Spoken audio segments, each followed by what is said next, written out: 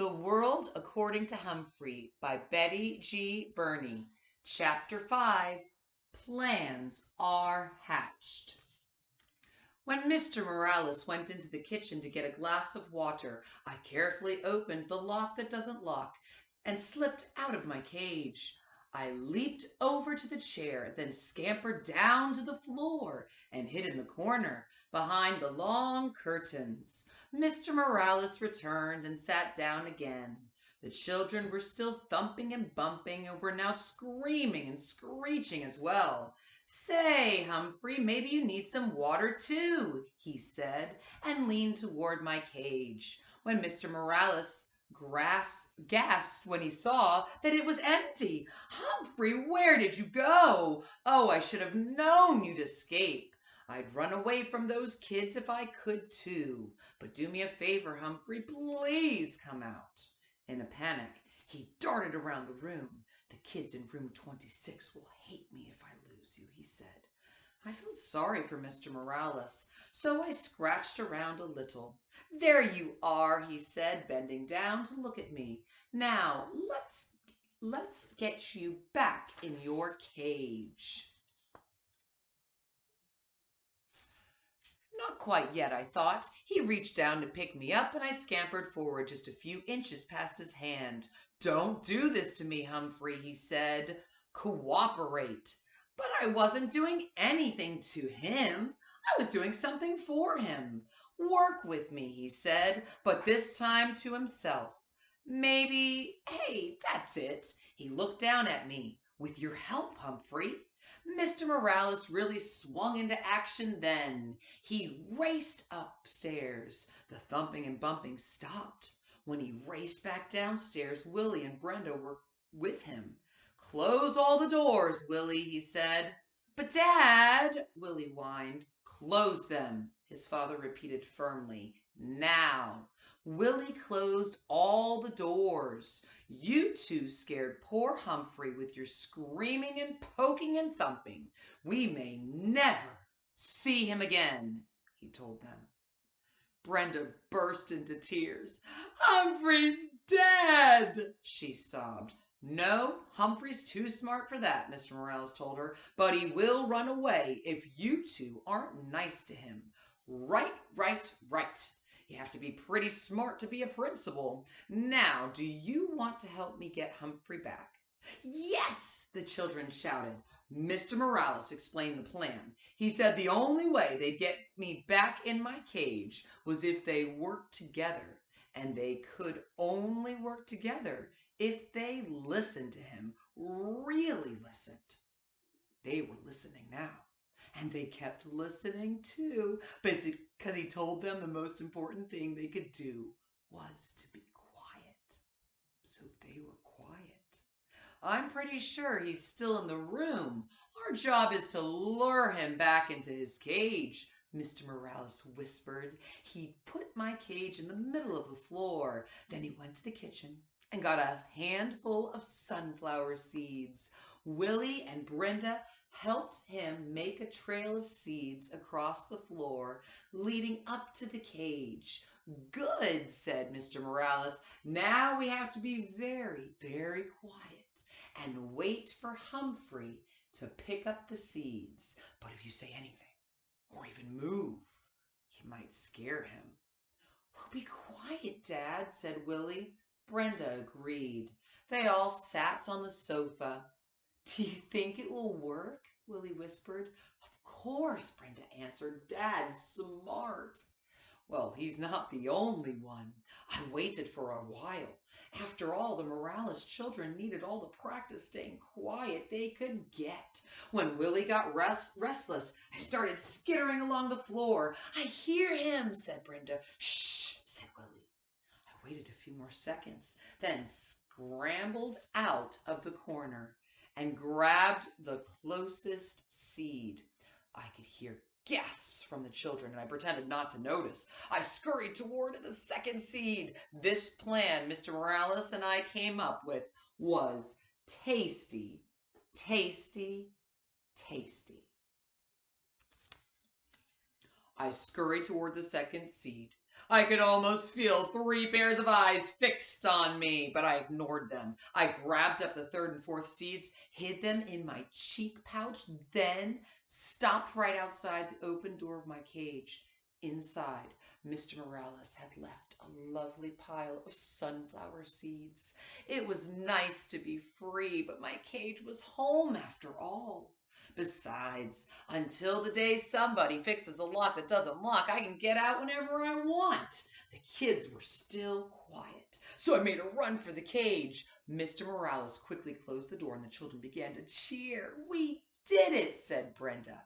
"Dad's the smartest man in the world," said Willie. "Hey, you kids helped. When we cooperate and work together, we make a pretty good team," Mr. Morales told them. Willie agreed. "The best." Mr. Morales squatted down and winked at me. Of course, Humphrey helped too. I'll say, the rest of the weekend with the Morales family was fine. Sometimes the kids started interrupting their dad or mom, but Mr. Morales just reminded them that they could be polite if they tried. Willie and Brenda tried. Mrs. Morales sold a house. It turns out that selling other people's houses is her job. So they celebrated with pizza and ice cream. Brenda learned to hold me gently. Willie even cleaned the poo out of my cage, which I appreciated. Life is good, I thought, as Mr. Morales drove me back to school Monday morning.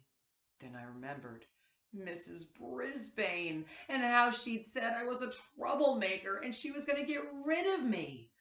"Humphrey, you are a true friend," said Mr. Morales as he carried my cage back into room 26. "I'll never forget what you did for me." As soon as class started on Monday, Heidi's mom came into the classroom and explained to everyone about taking me home on weekends. "How many of you would be interested?" Mrs. Hopper asked. Every single hand in the classroom was raised. Every hand except one, Mrs. Brisbane's. Still, it was a pretty good week. I got a 90% on the vocabulary test. I'll bet say I got 100%. But she still didn't raise her hand, even though she'd promised. And Aldo talked more and more every night. On Tuesday night, he leaned in close and asked Humphrey, "Don't you ever wish you had a girlfriend?" Like most hamsters, I'm pretty much of a loner, so I really hadn't thought about it before. "Not sure," I squeaked. "I would like one," said Aldo, "a real nice girlfriend." I felt so sorry for Aldo. I squeaked extra loud when he performed his broom balancing act for me. I was still thinking about him on Wednesday after everyone had left, while there was still light coming in the window. I meandered outside the cage to help myself to any mealworms that Heidi might have left behind when she fed me earlier in the day. The table was covered with newspapers, and while I nibbled, I browsed the news. All the life was there on the pages of the newspaper. Births and deaths, lost pets, sad, sad, sad, funny jokes, good news and bad news. Then there were the ads. My, there were so many stores, not just Petorama, but Shoesorama and Foodorama and Books Galore and Wide World of Tools.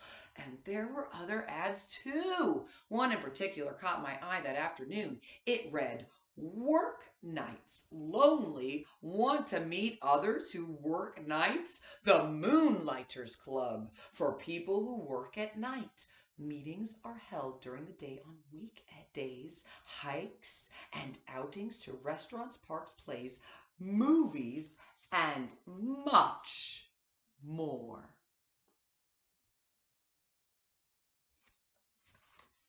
There was a name and a phone number at the end. I could hardly believe it. This was exactly what Aldo needed. I could already see him smiling and happy going to parks and plays with the Moonlighters Club and having a girlfriend. But how could I get Aldo to read it? It's probably just throw it away. Still, if I cut it out and left it in a place where he couldn't miss it, well, maybe. Hamsters can't do scissors, but we have nifty teeth. It took me a while to nibble the whole ad neatly, but I did a pretty good job. Then I stood the clipping up against my cage. Aldo couldn't help but see it if he looked at me, which he always did. That evening, I was more anxious than usual for Aldo to arrive. When he turned on the lights, I squeaked hello right away. Greetings to you, my little friend, said Aldo as he pushed his cart into the room. You sound like you have something on your mind. You bet, I tried to tell him. He ambled over to my cage and leaned down to look in. What's happening, Humphrey? He asked. I saw his eyes light on the scrap of newspaper. Hey, I can hardly see you. He reached out and pushed the clipping aside. Read it, I squeaked right out. Of course he didn't understand. He didn't even look at what the ad said. He just set it down next to the cage and leaned in closer. I was squeaking a blue streak. Look at me now. Calm down, Humphrey. I've got a treat for you, said Aldo, and he reached into his pocket and pulled out a tiny bit of carrot. Your pal Aldo would never forget you. My heart sank. You try to help a human, and they don't even pay attention. But as you know, I don't give up easily. I squeaked happily while he balanced his broom on one finger as usual, but my mind was on the Moonlighters Club and how to get Aldo there. After he left, I scrambled out of my cage, picked up the newspaper clipping, and tucked it inside my notebook. Then I hid the notebook behind my mirror. If I didn't, somebody mean, like Mrs. Brisbane, might throw it away. I was still wondering what to do with it the next day when Mrs. Brisbane rolled in a cart with a big machine on it. This is the overhead projector, she told the class. I'm going to use it for some map work. When Mrs. Brisbane turned the machine on, a bright light was projected onto the wall. Then she placed a paper map on the glass, and suddenly that map showed up really big on the wall. She could write on it and draw on it, and you could see everything she wrote. A machine like this could come in very handy, I thought. So when Mrs. Brisbane turned the machine off and sent my classmates off to lunch, I thought about the machine.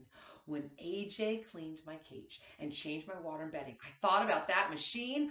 I thought about it so hard, I suddenly came up with a really good plan, but it would be difficult to carry out and dangerous as well. Tip 5. If a hamster manages to escape his cage, you can sometimes lure him back in with a trail of sunflower seeds. This is from the Guide to the Care and Feeding of Hamsters by Dr. Harvey H. Hammer. This is Chapter 5, Plans Are Hatched. From the World According to Humphrey.